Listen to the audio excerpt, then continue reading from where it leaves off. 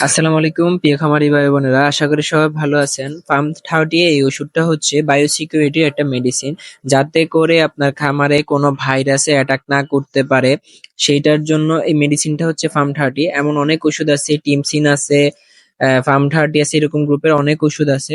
আপনারা চেষ্টা করবেন প্রতিদিন একবার হলো আপনার খামারের আশপাশে এই ফার্ম 30 অথবা টিমসিন দিয়ে স্প্রে করে দেওয়ার জন্য। প্রতি 2 মিলি 1 লিটারের সাথে এভাবে ইউজ করে দিবেন।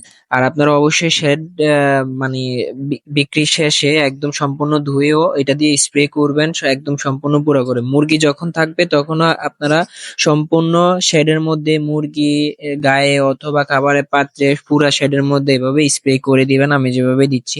তাতে করে আপনার মুরগির খামারে ভাইরাস অ্যাটাক থেকে অনেকটাই বাঁচবে।